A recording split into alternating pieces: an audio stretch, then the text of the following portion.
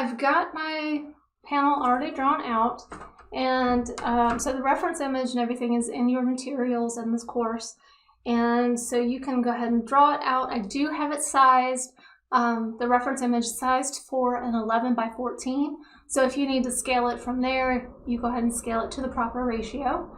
But like I said, I did scale it for a 11 by 14, which is what I'm painting on here.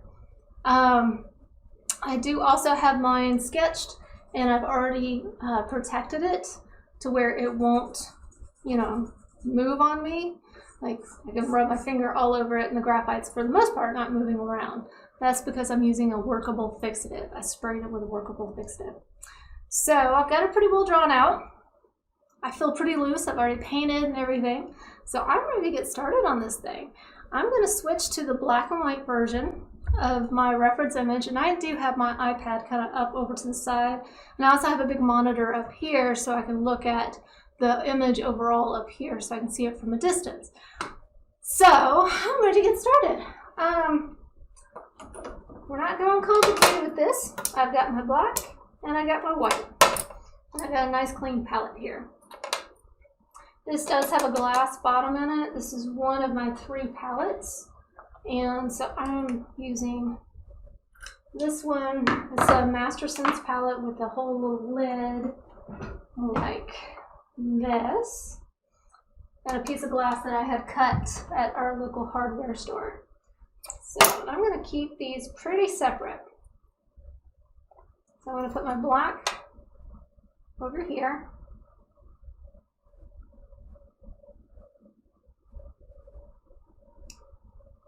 And this black, now you guys know I generally don't use straight up black. Usually I'm mixing it with alizarin crimson, ultramarine blue, and alizarin, I already said alizarin crimson. Alizarin crimson, sap green, and ultramarine blue, and those make a really pretty black. But in this case, I'm not ready to do any color. All I want is simple black and white. I'm going to make those shades of gray that are in between. If I were to use those 3, I would probably end up leaning towards one color more so than the other. Like, I would probably want to do red, because in my mind, they're red apples. I don't want to do that. No color just yet. Black and white. So I'm using lamp black. You can use lamp black, ivory black, Mars black. It really doesn't matter. Just pick a black and let's go with it. Okay. And I'm going to put my white over here.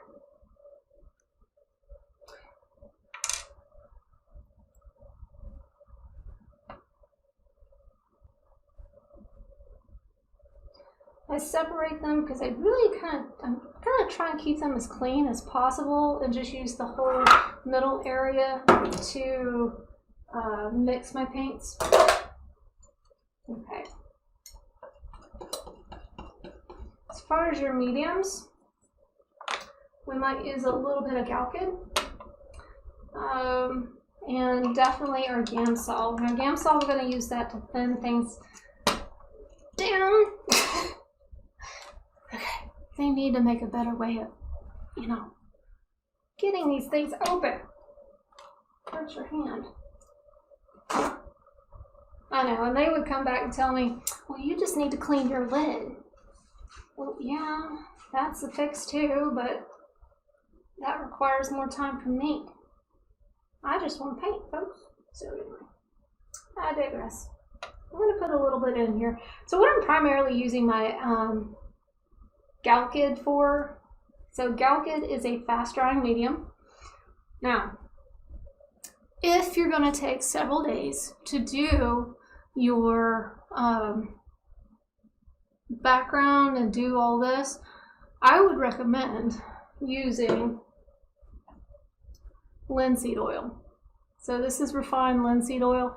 Your paints already come with linseed oil in them, and this helps delay the drying time, so it keeps the paints open longer. You'll often hear the artists say, oh, my paints are open for a long time. It just means they're wet and workable longer. So if you want to take more than like a couple days to work on this and still have them blendable, definitely use some linseed oil. So I'm going to go ahead and put some of that out too, because I might take more than a day to do this. So I actually have another little container right over here to the side. It's like this. And it's actually a grinding, so I can mix my own paint colors.